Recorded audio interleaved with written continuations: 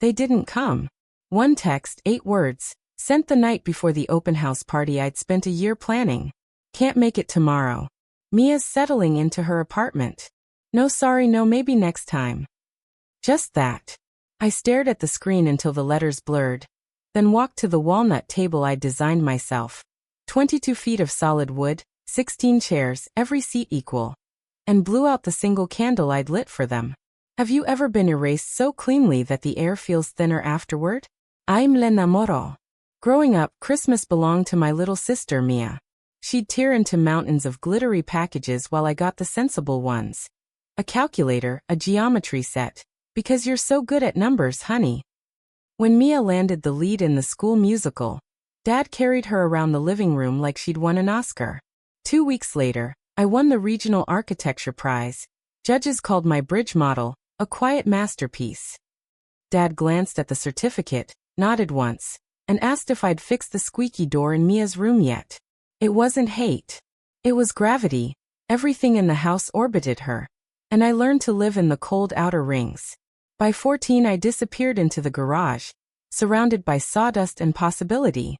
I built my first real thing there, a narrow bookshelf with crooked shelves and too much glue. Ugly. Stuborn. Mine. I dragged it to every apartment, every dorm, every temporary life. I refinished it twice, added drawers, turned it into a bar, then a desk. That shelf became the spine of every space I ever claimed. Fast forward 15 years. I'd finally built the house I'd sketched on napkins since college. Glass, cedar, and concrete cantilevered over the Atlantic like it was daring the ocean to try harder. The open house was supposed to be the ribbon cutting on a lifetime of being overlooked. I invited everyone, old professors, forgotten cousins, friends who'd eaten Thanksgiving alone because their own families had too many people already. 16 place cards, 16 candles, one long table facing the waves so no one ever had to sit with their back to beauty. Then came the text. I answered with a single thumbs up emoji, turned my phone off, and opened a fresh sketchbook. On the first blank page I wrote, "A night where no one is the afterthought." By sunrise I had a new guest list, a caterer who cried when I explained the concept, and a quiet, molten certainty in my chest. The next 48 hours were construction and fast forward. String lights low enough to read faces. Wild dune roses in mismatched jars. Hand-lettered cards at every plate. "This seat was saved for you always." A documentary crew that had filmed the build months earlier showed up for finishing touches. I let them stay.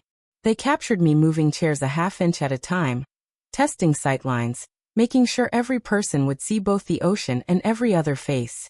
They caught me touching the old garage bookshelf, now the bar, running my thumb along the scar where I'd once dropped a hammer as a kid. They never asked why my eyes were red. Saturday arrived bronze and windy. Headlights crawled up the private road. Doors opened.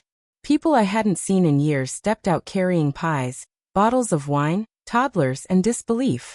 I greeted them at the threshold, barefoot, hair full of salt.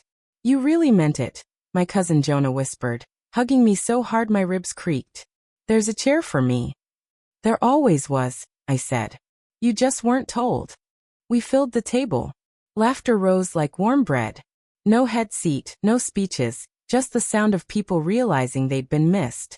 The crew filmed from the corners, silent. The director later told me the dailies made the editor cry in the van. The episode aired 2 weeks later. Title card. The house that refused to have backs turned. Across the country, living rooms went quiet when the camera panned across that table.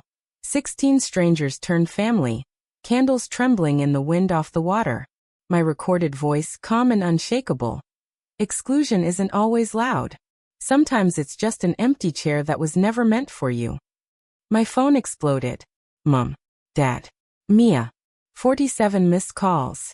Texts that started with congratulations and slid into accusation. "How dare you make us look like monsters? We were busy. You know how dramatic you get." I let it ring until the battery died. The next evening I invited only 3 people back. I set the small, scarred garage table by the fireplace. For mismatched chairs, for plates, the faint smell of cedar and wood smoke. They arrived looking shrunk by the weight of a million screens. Mom ran her hand across the tabletop the way people touch gravestones. This is the shelf you built when you were 14, she said, voice cracking on the word 14. I nodded, still holding. We ate in near silence. Salmon, rosemary, things that taste like forgiveness even when no one says the word. Mia spoke first, barely above the fire. I didn't know it hurt you that much. I didn't know how to tell you without breaking everything, I said. Dad stared into his wine. We thought you didn't need the fuss. I needed to be seen, I answered. There's a difference. No one apologized out loud. But when Mom reached for the bread, her fingers brushed mine and stayed there a second longer than necessary.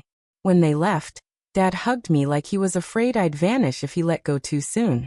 Later, alone, I stood on the deck with the ocean roaring approval below.